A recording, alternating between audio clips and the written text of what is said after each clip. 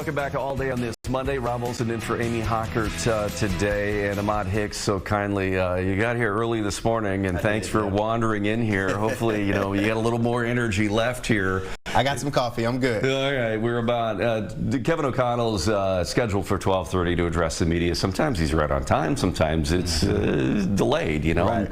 It's not like he doesn't have a lot going on, especially a day like today. I mean, a lot on his plate. Is a day after a loss like that and being shut out for the first time in 18 years, does that mean it's even a busier day at TCO than after a win? I mean, how does that shake out over there? I think every Monday following a loss is a busy day because you're trying to figure out what happened. You're trying to figure out the plan for the next week and how you're going to address said problems, and compound that with a little bit of breaking news this morning from the Vikings. It's going to be a long day for Kevin O'Connell, but I honestly think it's just been a long season for him and the rest of this team. For a lot of the fans, too. Yeah. First of all, Adam Thielen being released, that announcement coming just a short time ago. Any sort of surprise on your end from that one?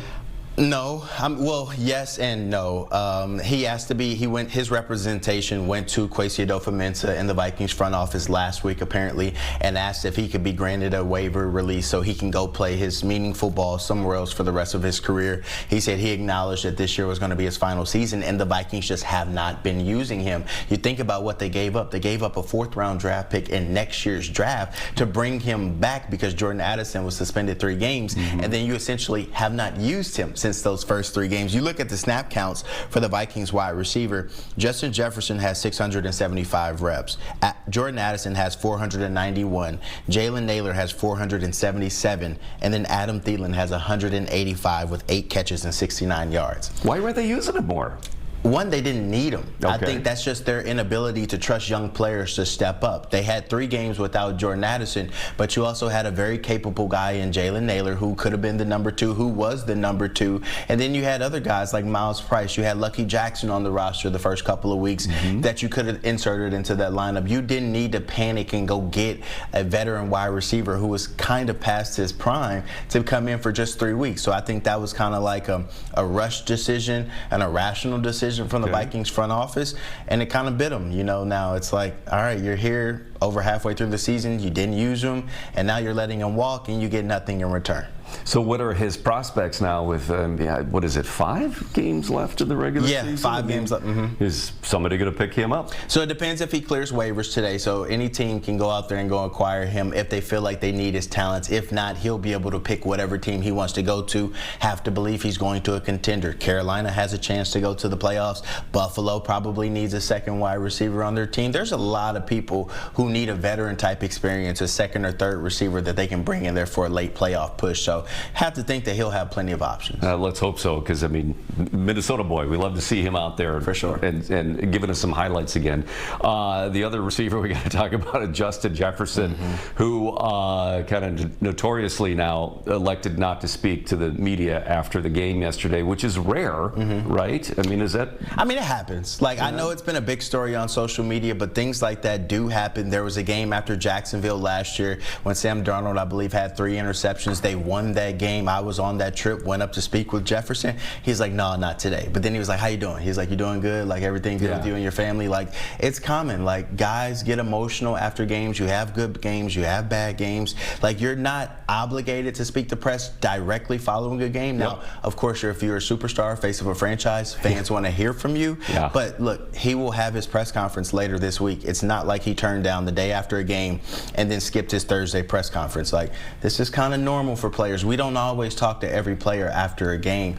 We've just gotten so accustomed to hearing from Jefferson after games. But like I told people on social media, what is he going to say this week that was different from last week? And he's kind of alluded to that it's sort of the same, different quarterback, same outcome. Every week it's the same answer for him. So you got to cut him some slack. Do you expect, though, that his frustration is going to lead to some other demands on the organization? Like, hey, listen, if you don't get your act together, I don't want to stay here. I mean, where are we headed with that? I think that kind of what's understood doesn't need to be explained. And he doesn't strike me as a guy that's going to go demand anything in the front office meetings or to Kevin O'Connell himself. I think he's one of those guys that they know we got to keep him happy to keep him around. And I think they know they have to address this quarterback situation, whether it's the offensive line in front of whoever plays quarterback or to bringing in a veteran like Daniel Jones or Mac Jones, whoever the case may be. But if you want to keep Jets happy and in Minnesota, you need a quarterback that can get them the ball consistently. Well, we'll have more to talk about. Hang around. We got to welcome back to All Day. It is now 12:30 on the nose, which is exactly when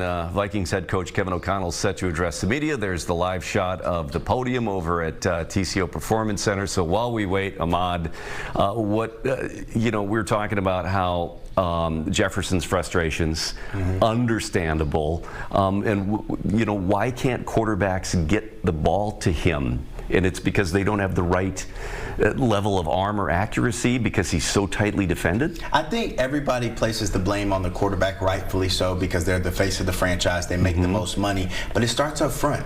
If you can't block for the guy, then it doesn't matter who plays quarterback. And we saw that last year with Darnold when they went up against teams with good defensive lines in the Detroit Lions and the Los Angeles Rams. They lost 4 games versus those 2 teams because they were really good up front. And Sam Darnold was sacked, I think, 9 times in that playoff game. So it's like we can make all this, chatter and conversation about J.J. McCarthy, Max Brosman, Kirk Cousins, Sam Darnold, but the offensive line since Kevin O'Connell has been here has not been ideal. And this season, you talk about Brian O'Neill, Christian Darrisaw, 2 premier tackles in the NFL. They haven't been healthy. And then you talk about Ryan Kelly, who's missed extensive time for concussions. Donovan Jackson had wrist surgery. Will Fry's coming off a major surgery. Like, this is a banged up offensive line, and I think they were kind of set up to fail just based on their injury predicaments. Yeah, and when you mentioned those games at the end of last season, I feel like you kind of forget. We had this great season and then just imploded at the end with that loss to the Lions, which was kind of embarrassing. The playoff loss was kind of embarrassing. And those are sort of like the games that we've been seeing this year. So that did happen with Darnold for those last 2 games last year, very similar. And you saw what Darnold did versus the Vikings, 14 of 26, 126 or 24 yards. Like, he didn't do well this game against a good defensive front. So that just goes to show you, like, no quarterback just goes out there and succeeds when they don't have an offensive line to protect them, and that's been the downfall. So something needs to change, whether it's Kevin O'Connell's schematics, whether it's the offensive line coach. Maybe he needs to go. You look at Ed Ingram, who was historically bad when he was a member of the Vikings. He's now with the Houston Texans, and he's one of the best guards in the National Football League. So it's like you see guys leave and have some type of success. So maybe it's something to do internally, but the Vikings need to look at everything this offseason and not just place the blame on the players. There's been some questions, too, I mean, over the games about questioning Kevin O'Connell's play calling. Is that deserved? You could say so. I don't know what it is with him and not running the ball in 3rd and 1 and 4th and 1 situations. He was asked that following the game yesterday, kind of tap danced around that answer. Basically didn't go out there and defend his play calling. But I think as a former player, you understand. You have a rookie quarterback. Everyone's probably thinking you're going to sell out for the run right there. So why not try and trick him and have a little bootleg? That's one of the first plays you install when you put in your offense, whether it's, like for a rookie quarterback or a 10th-year quarterback. So I understand where he was going, but you would like to see him lean on Jordan Mason. That's why they went out and got Jordan Mason. That's why they went out and got Will Fries and paid $88 million. So try and run behind them and use your fullback in C.J. Ham. So yes, the play calling needs to do better. Kevin O'Connell's scheme probably needs to evolve. More quick hitters, more screens, more things like that, but you still have to take your shots. So then you look on the other side of it, though. The defense looked phenomenal. They've been playing great. They've been playing great, but like I've been saying the last 4 to 5 weeks on our Vikings Now podcast, your defense can only do so much when your offense isn't able to sustain a drive and stay on the field. Put points in for it. Those guys are gassed, and then they're getting all these turnovers in bad field position, and they're having to protect, 40 yards. That's really hard to do defensively, but kudos to them and what they've been able to do and keep these guys in the game when they're not getting anything offensively. So Brian Flores, tip your cap to him. He's doing everything he needs to be doing. Kwesi Adofo-Mensah, although his drafts have been pretty bad, he did hit home runs in free agency when you talk about Andrew Van Ginkel, Blake Cashman, and Jonathan Grenard. Those guys have been stellar, a nice core for this team,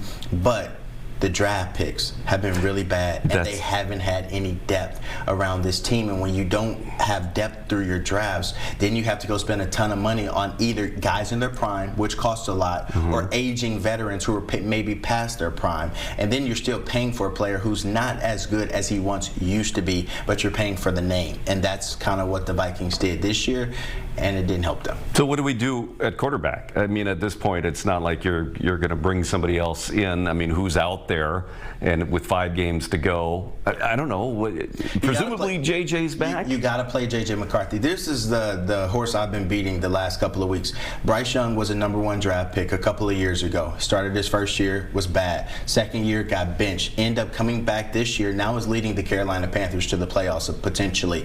It takes time. No matter who plays quarterback. Sam Darnold was considered a bust. Daniel Jones was once considered a bust. Josh Allen was considered a bust. Lamar Jackson. The list goes on. And there's no quarterback in last year's draft class that you can just go out there and say is having a great all-pro type season. Bo Nix, Caleb Williams, Michael Penix, Drake May, you name it. Like, they've shown their flashes, but none of them have been consistent. So I think you need to let JJ McCarthy play the rest of the season, and also take into account there's only so much you can do when guys aren't protecting you up front. Well, and that becomes the rest of it. Is you see, quarterbacks come through, and certainly, there was some. Even with McCarthy, you saw some drives, a couple of them that looked fantastic. Exactly. And it can be there. For sure. It's just not there the rest of the game.